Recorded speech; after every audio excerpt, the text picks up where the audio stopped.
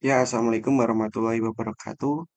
Perkenalkan nama saya Ari Nur Hidayat, NIM 2019 10 120 311 233, kelas B dari mata kuliah Plastik, Polimer dan Komposit, jurusan Teknik Mesin, Universitas Muhammadiyah Malang.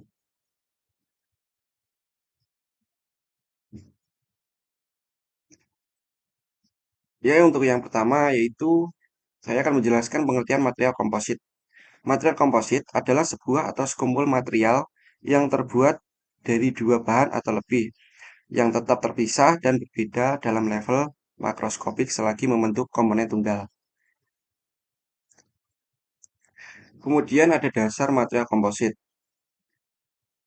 Dasar material komposit yaitu suatu struktur material yang terbentuk dari dua kombinasi atau lebih material pembentuknya, di mana sifat masing-masing bahan berbentuk baik sifat kimia maupun sifat fisika.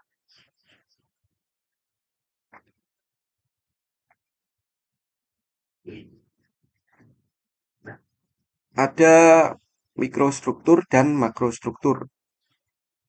Untuk mikrostruktur, yaitu pada kristal, fase, dan senyawa, bila material disusun lebih disebut komposit. Sedangkan makrostruktur, material yang disusun dari campuran dua atau senyawa atau lebih penyusun makro yang berbeda. Adapun bahan penyusun komposit,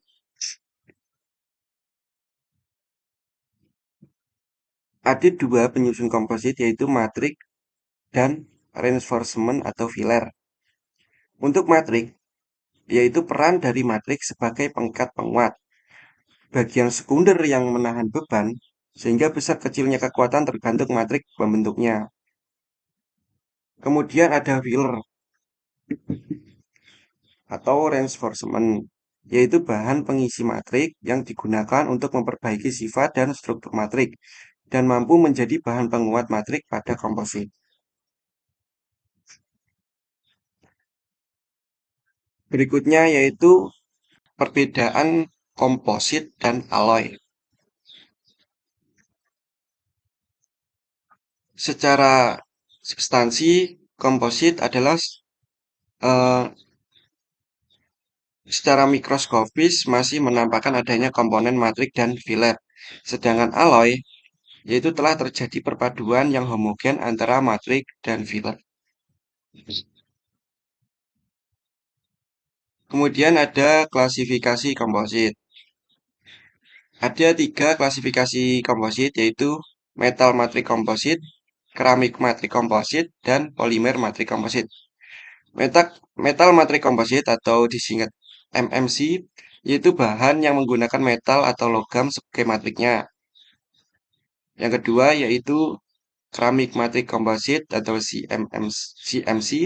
Ya, jika CMC menjadi matriknya adalah keramik, maka untuk reinforcementnya bisa menggunakan logam atau jenis keramik lainnya. Kemudian yang ketiga yaitu polimer matrik komposit atau PMC. Matrik yang digunakan dalam komposit ini dari jenis polimer. Sebagai reinforcement bisa menggunakan bahan logam atau keramik. Adapun proses pembuatan komposit yaitu ada sistem open mold process dan eh, closed mold process. Untuk open mold process yaitu dengan sistem hand layup. Untuk hand layup merupakan proses dengan metode terbuka dari proses fabrikasi komposit. Proses pembuatan komposit dilakukan dengan menuangkan resin dengan tangan ke dalam serat terbentuk anyaman atau kain, kemudian memberi tekanan sekaligus meratakannya menggunakan roll atau bisa dengan kuas. Untuk proses dilakukan berulang-ulang hingga ketebalan yang diinginkan tercapai. Pada proses ini, resin langsung berkontak dengan udara dan biasanya proses pencetakan dilakukan pada temperatur kamar. Resin yang paling banyak digunakan pada metode Henley up ini yaitu polyester dan epoxy.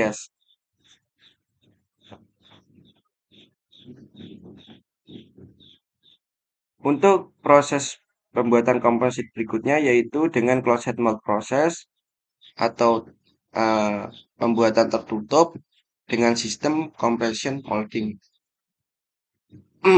Untuk tahap pertama yaitu menyiapkan material, yaitu serutan bambu, kemudian fiberglass sebanyak 6 lembar. Yang pertama yaitu siapkan alas, alas cetakan, kemudian letakkan fiberglassnya, dan kemudian menata serutan bambu tersebut. Untuk tahap yang kedua yaitu mencampurkan bahan-bahan polimer seperti resin dan kemudian divakumkan. Untuk tahap yang ketiga yaitu penuangan. Dituangkan pada bagian material bambu, serutan bambu yang sudah disiapkan, kemudian diratakan. Setelah itu eh, tahap yang terakhir yaitu pengepresan. Dengan pengepresan ini memakan waktu yaitu 1 hari atau 24 jam. Setelah itu bisa dibuka dan menjadi komposit dari bahan serutan bambu. Ya, sekian presentasi tugas material komposit. Kurang lebihnya saya mohon maaf. Terima kasih. Wassalamualaikum warahmatullahi wabarakatuh.